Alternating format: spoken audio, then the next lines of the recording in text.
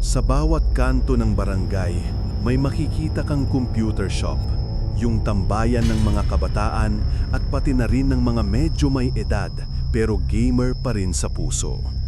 Dito nagkakatagpo ang mga estudyante matapos ang klase at mga trabahador naman pagkatapos ng shift para lang makapaglaro o makapag-internet kahit sandali. Ganito rin si Marco.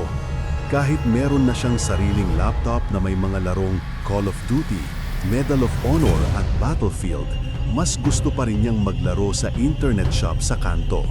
Sabi nga niya, iba pa rin yung trip kapag may kasama kang naglalaro. Isang gabi, pasado 2:00 na ng madaling araw, tahimik na tahimik ang paligid. Habang tutok si Marco sa laro, napatingig siya sa salamin ng sliding door ng shop. May nakita siyang babae sa labas, nakaputi at may kargang parang sanggol na balot sa kumot. Nakatayo lang ito sa ilalim ng poste ng ilaw at nakatingin diretso sa kanya. Napakunot noo siya.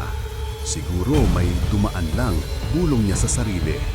Kaya nagpatuloy lang siya sa paglalaro. Ilang minuto pa ang lumipas, napatingin ulit siya sa pinto. Wala na ang babae. Kaya inisip niyang baka guni-guni lang niya. Pero ilang sandali lang, nang mapatingin siyang muli, andoon ulit yung babae. Nakatayo pa rin sa ilalim ng poste, parang hindi gumagalaw. May kung anong kaba ang gumapang sa likod niya, yung tipong biglang nanigas ang batok mo at kinilabutan ka. Pero dahil ayaw niyang magpahalata, tinapos niya ang laro. Pag-alis niya ng shop, napatingin siya sa paligid. Wala na ang babae, kaya naglakad na lang siya pauwi. Lumipas ang 1 linggo. Dahil sa trabaho, hindi siya nakadalaw sa shop. Pero nang dumating ang day off niya, bumalik siya agad. 4:00 pa lang ng hapon, naupo na siya sa paborito niyang upuan. Call of Duty pa rin ang nilalaro niya. Ilang ulit pa niyang inuulit yung mga mission sa sobrang aliw. 11:00 na ng gabi, siya na lang halos ang natira.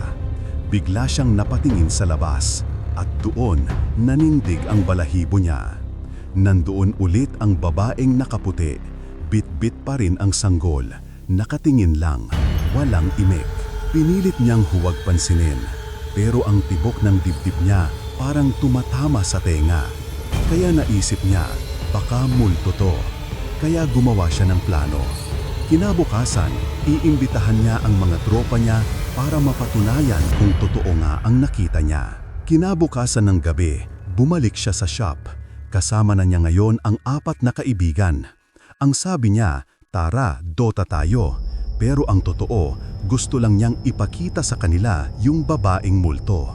Pagdating ng 8:00, abala silang lahat sa laro, tawanan at trash talk. Pero habang naglalaro, sinilip ni Marco ang labas at ayun na naman siya. Nakaputi, nakatayo sa ilalim ng poste. Tinapik niya yung katabi niyang kaibigan. Pare, tingnan mo sa pinto, nakikita mo ba yung babae doon? Napalingon ang kaibigan, sabay sagot, ha? Wala naman eh. Napatingin ulit si Marco, nandoon pa rin ang babae. Paano raw hindi niya nakikita? Nagsimula na siyang kabahan. Baling niya ulit ang mata sa monitor, pilit na iniiwasan ang pinto. Pero hindi siya mapakali. Nang mapatingin siyang muli, doon siya tuluyang natigilan. Ang babae, ngayon nakadikit na sa salamin ng pinto. Nakayuko ng konti at nakatitig sa kanya ng masama, yung tingin na parang galit o may gustong sabihin. Nanlamig ang buong katawan ni Marco. Pare, tingnan nyo, nandyan siya sa pinto, sigaw niya. Pero sabay-sabay na sumagot ang mga kaibigan. Ano ka ba? Wala naman dyan, street light lang yan. Hindi siya makapaniwala. Nakikita niya ng malinaw pero sila wala raw silang nakikita kundi ilaw ng poste at ilang dumadaan. Napayaling na lang siya. Pinagtatawanan pa siya ng tropa sabay balik sa laro. Wala siyang nagawa kundi sumunod. Pagdating ng 11:00, tumigil na sila sa paglalaro. Si Marco ang huling lumabas ng pinto. Habang binubuksan niya ang sliding door, lumapit sa kanya ang may-ari ng shop kasabay ang isa pang lalaki.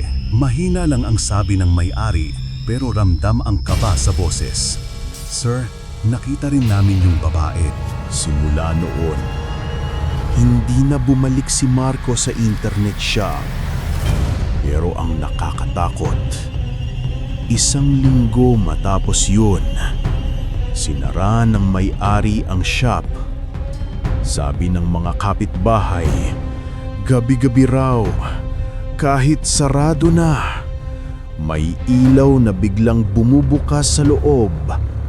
At kung swerte or malas ka, kapag napadaan ka sa harap ng salamin, may makikita kang babae roon. Nakaputi, may kargang sanggol, at nakatingin diretsyo sa'yo.